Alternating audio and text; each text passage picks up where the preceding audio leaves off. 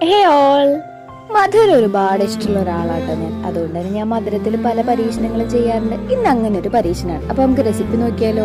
അപ്പൊ ഞാൻ ഇന്ന് ഇവിടെ ഉണ്ടാക്കുന്നത് ഒരു കസ്റ്റാർഡ് പുഡിംഗ് ആണേ. 2 ടേബിൾ സ്പൂൺ കസ്റ്റർഡ് പൗഡർ കുറച്ച് വെള്ളത്തിൽ ഇതുപോലെ നല്ല ലൂസ് ആയിട്ടൊന്ന് കലക്കിയെടുക്കണം. ഇനി ഒരു പാൻ വെച്ച് അത് ചൂടായി വരുമ്പോൾ ഒരു 15 ഗ്രാംസോളം ബട്ടർ ഇട്ട് നല്ലപോലെ ഒന്ന് മെൽറ്റ് ചെയ്ത് വരുമ്പോൾ ഒരു 1.5 കപ്പ് പാൽ നമുക്ക് അതിലേക്ക് ആഡ് ചെയ്ത് കൊടുക്കാവേ.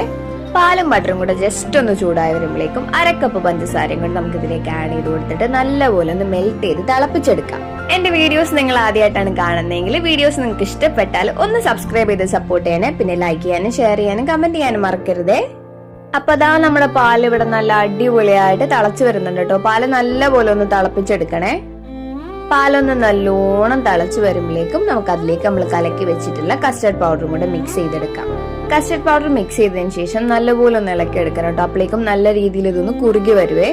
നമ്മൾ നല്ലപോലെ ഇളക്കി കൊടുത്തില്ലെങ്കിൽ പെട്ടെന്ന് കസ്റ്റർഡ് പൗഡർ എല്ലാം കൂടെ കൂടി കട്ട പിടിച്ച് ആകെ ഇടങ്ങേറാവും. അതുകൊണ്ട് നല്ലപോലെ ഇതുപോലെ ഒന്ന് കുറുക്കിയെടുക്കണം. നമുക്ക് നമ്മുടെ പുഡിങ്ങിനെ കുറച്ചുകൂടെ ഒന്ന് റിച്ച് ആക്കാൻ വേണ്ടിയിട്ട് ഞാനിവിടെ അമൂലിന്റെ ഫ്രഷ് ക്രീമാണ് യൂസ് ചെയ്യുന്നത്. ഈ ക്യാനിൽ ഒരു 1/2 ക്യാനോളം ഞാൻ ഇതിലേക്ക് യൂസ് ചെയ്തിട്ട് ഫ്രഷ് ക്രീം കൂടെ ആഡ് ചെയ്ത് നമുക്ക് നല്ലപോലെ ഒന്ന് മിക്സ് ചെയ്തെടുക്കാവേ. ഇനിയിപ്പോ നിങ്ങളുടെ കയ്യിൽ ഫ്രഷ് ക്രീം ഇല്ലെങ്കിൽ അത് യൂസ് ചെയ്യണമെന്ന് നിർബന്ധമൊന്നുമില്ല. ഞാനിപ്പോ എന്റെ കയ്യിലുള്ളത് കൊണ്ട് കുറച്ചുകൂടെ ഒന്ന് റിച്ച് ആക്കാൻ വേണ്ടി ഉപയോഗിച്ചെന്നുള്ളൂ. ക്രീം ആഡ് ചെയ്തിട്ട് ഒരുപാട് തിളപ്പിക്കൊന്നും വേണ്ട കേട്ടോ. ക്രീം നല്ലോണം ഒന്ന് മിക്സ് ചെയ്തെടുത്താൽ മതിയേ.